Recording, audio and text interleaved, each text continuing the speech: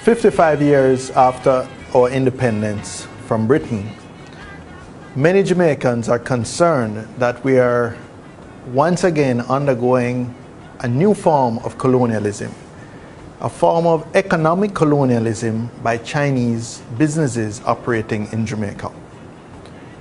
Nowhere is this more evident than in the construction sector, where Czech and the 14 or so other companies, Chinese companies that now operate in that sector, have controlled at least 50% of the sector. And this is by the estimates of industry professionals. Well, unfortunately, almost up to half of the labor now employed on construction is Chinese, which is the same reason why the small entrepreneurial Jamaican, who invariably is an engineer or similarly qualified to work in the industry, are mostly unemployed.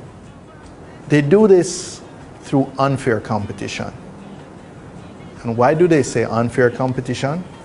Basically, for 4 reasons.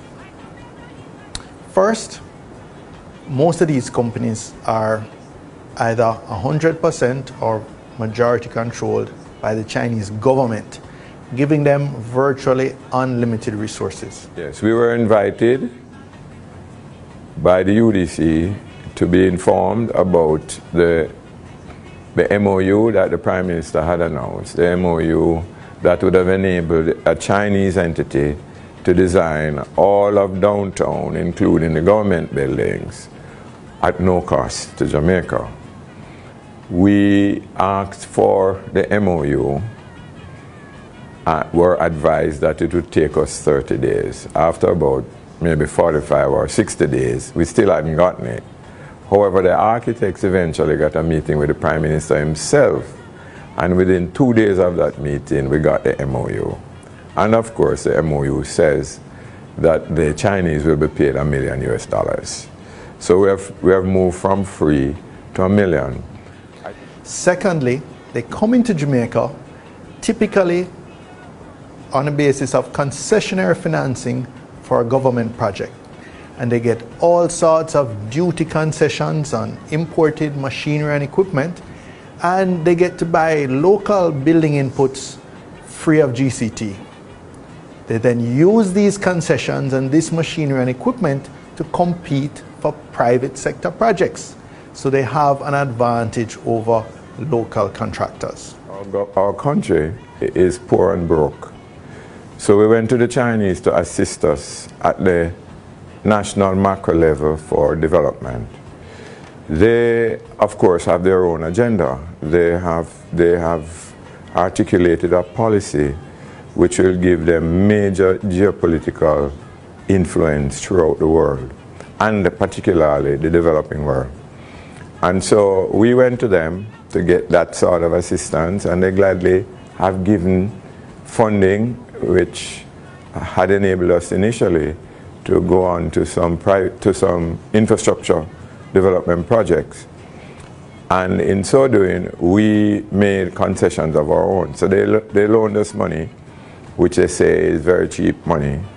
In turn, we gave concessions to them, which included duty, GCT-free importation of goods and materials, and also goods, materials, and equipment, and also a concession that they could employ 50% of the labor required on any project on which they're involved.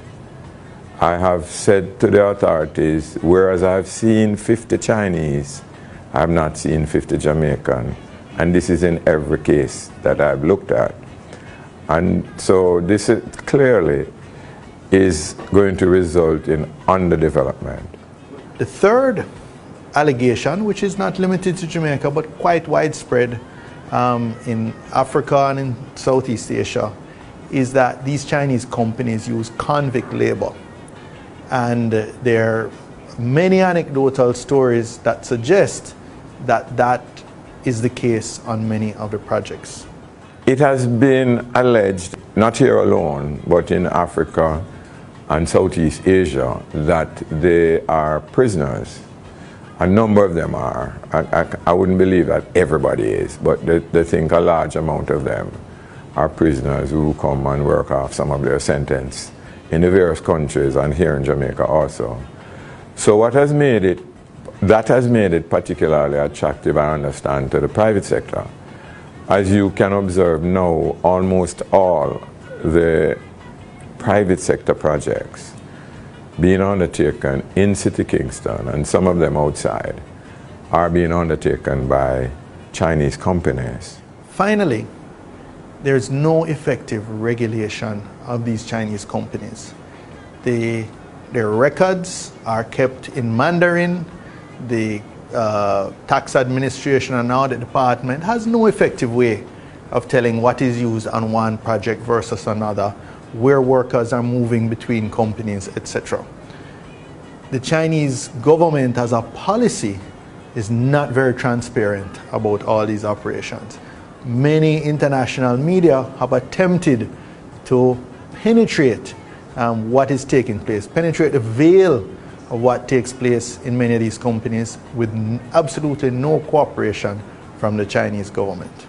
We have written to the Chinese embassy in Jamaica asking them to respond to these allegations of unfair competition and to shed some light on Chinese business practices, specifically as they're operating in Jamaica. If we get that response, we will definitely do a follow-up probe, but in any event, we want to look beyond just the construction sector. We want to see what is behind Chinese retail establishments taking over most of the towns and villages in rural Jamaica. And again, is it fair competition?